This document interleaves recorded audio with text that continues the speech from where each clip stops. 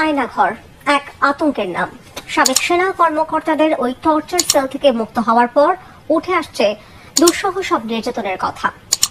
গেল বন্ধুরা, কেমন হয় আয়নাঘর, আয়নাঘরের ভিতরে কি কি হয় নিয়ে ওই আজকের ভিডিওটা শুরু করার আগে আপনি যদি আমার চ্যানেল নতুন দর্শক হয়ে থাকেন, লাইক দিয়ে চ্যানেলটাকে সাবস্ক্রাইব করে পাশে থাকা বেল আইকনটি ক্লিক করে দেন। আসুন জেনে নেই আয়নাঘরের ভিতরে কি কি হয়। বুক ভরা আশা নিয়ে ষাটোর্ধ্ব বাবা মোহাম্মদ জসিমউদ্দিন হাতে ছবি নিয়ে দাঁড়িয়ে আছেন আয়নাঘরের বাইরে।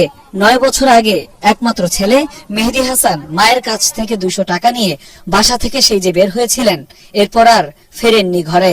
15 সালের 16 নভেম্বর নর্থ সাউথ ইউনিভার্সিটির ছাত্র ছিল আমার বাড়ির পাশের থেকে। কে বা কারা নিয়ে গেছে, আমি আজ পর্যন্ত তার সন্ধান পাইনি।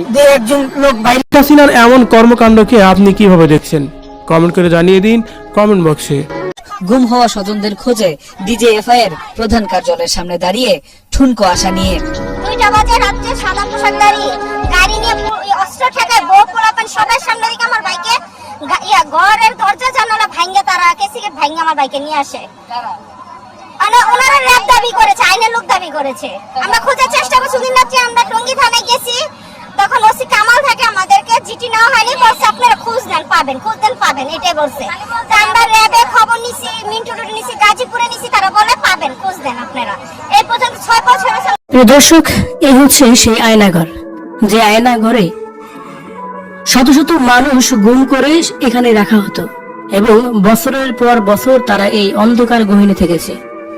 না শুনতে পারছে বাইরের কোনো আজান, বাইরের কোনো শব্দ, না শুনতে পারছে মানুষের কোনো কলহ ও পাখির কোনো শব্দ। এই অন্ধকার ঘরের মধ্যেই তাদের বছরের পর বছর কাটানো হয়েছে। নাম দিয়েছে আয়নাঘর।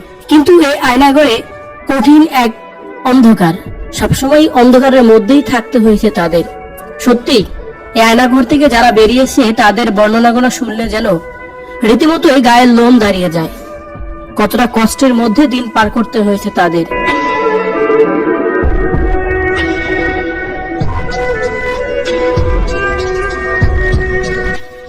গহীন এই আয়নাঘরের ভিতরে আপনি থাকলে কতদিনই বা থাকতে পারতেন? অন্ধকারে এই ঘরটি দেখে আপনার কি মনে হচ্ছে যে বাংলাদেশের জেল হাজতে তো এমন নেই? দর্শক, শেখ হাসিনার এমন কর্মকাণ্ডকে আপনি কিভাবে দেখছেন? কমেন্ট করে জানিয়ে দিন কমেন্ট বক্সে। ব্রিগেডিয়ার জেনারেল আব্দুল্লাহিল আমান আজমি ও সুপ্রিম কোর্টের আইনজীবী ব্যারিস্টার আহমদ বিন কাশেম মুক্ত হবার পর থেকে প্রকাশ হতে থাকে আয়নাঘরের দুঃসহ নির্যাতনের কথা।